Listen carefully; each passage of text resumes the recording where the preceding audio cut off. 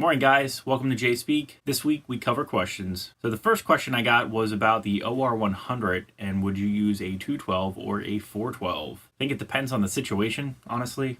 Venues around here do not want to see a 100-watt amplifier and a 412 walk in. I mean, what they end up doing is knocking you down as low as you can go, miking you up, and you kind of hope for the best. So for those of you that don't have it, the nice thing about the OR100 specifically is that it has power scaling. So you can actually run it at 30 watts, which is really a great option when you're gigging because you can play at 30 watts if you need to, and you can jump to 50, 70, or 100 watts, and you're still good to go. Then it becomes a question of how much power do you want to push out with a cab. If you're using a closed back cab, it's going to direct more out. And what I like to do with the 212s, like the one that's sitting behind me, is I will turn them from horizontal to vertical.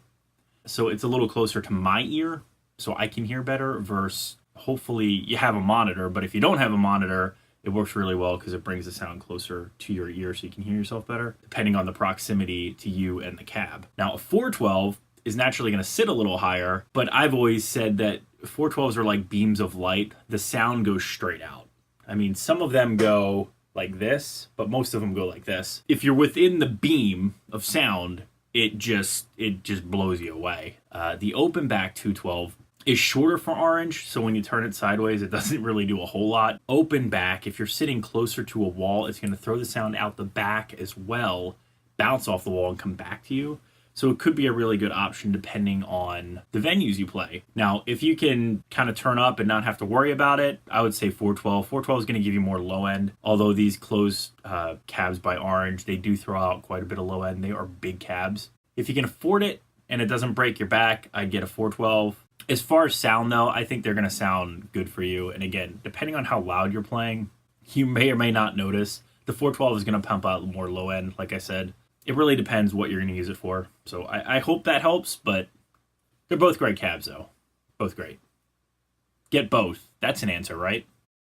Second question, the Fender Deluxe Reverb versus the Vox AC30, and which one's more versatile? Well, I think right off the bat, you got to go with the Vox. The Vox has two switchable channels that are usable. Clean side, and you can use a dirty side. With the Deluxe Reverb, you almost have to rely on a pedal to provide gain. Now, if you have a pedal that you really like, then great, get the Deluxe Reverb because the cleans are hard to beat, right? It's a Fender. So if you love Fender cleans, they're very different than Vox cleans because Vox puts a little bit of something else extra. I think if we want to go top 5 tones, period, is a Fender clean with the reverb. And truthfully, I think the Princeton wins that one for me. That's just like tone heaven. Just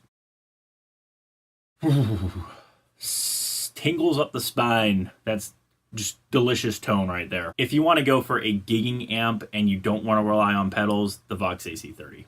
Sticking with amps versus each other that are semi-similar, my third question was about the Tiny Terror. The hand-wired one that I just experienced, which if you haven't checked the videos out, check them out here, but the Tiny Terror hand-wired against the board PCB version, what would I prefer? Well, I think the hand-wired actually sounded better than the non-hand-wired head. It's got a little something extra, I think. I can't say that the same across the board for every manufacturer. I think last week I answered a question about the Custom Shop 50 versus the OR50. From demos, they sound different. I think a lot of that is when you're in the room. I think when you're in the room, you can experience that touch sensitivity and what you feel by what you're putting out as you're playing, you can tell the difference. I think when you slap up some mics to cabs and you record, it's slightly different. You're not gonna necessarily pick all that up. Because again, when you're playing in a room, you can feel the air pushing out from the speakers. You can feel the vibration of the walls. You feel all these other things that a recording isn't going to pick up. So all those nuances play into your experience in your mind. And when you have that, it's hard to go back to something that you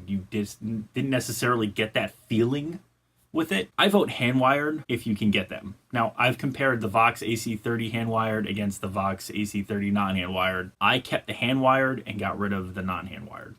Got the Friedman amps. Most of them are hand-wired. Now, the Runt is kind of an exception, but I think the Runt's kind of its own beast. It is not as good as the hand-wired versions by Friedman, in my opinion. Is it a cost-effective way to get Friedman tone? Absolutely. Is it better than a Marshall to me? Absolutely. In the end, though, if you can find a Tiny Terror hand-wired, I would get that. It's a great little amp, man. I prefer it to the original hand-wired.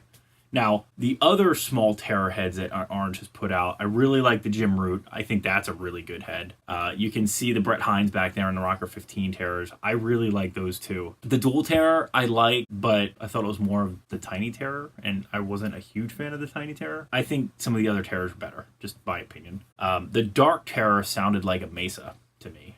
It was just full out, just gain, which is great, but yeah, it was more Mesa-esque. Hope that answers your questions. If you have any questions, please leave your comments below. Remember to like, share, and subscribe. Many more videos to come. Don't miss one sub.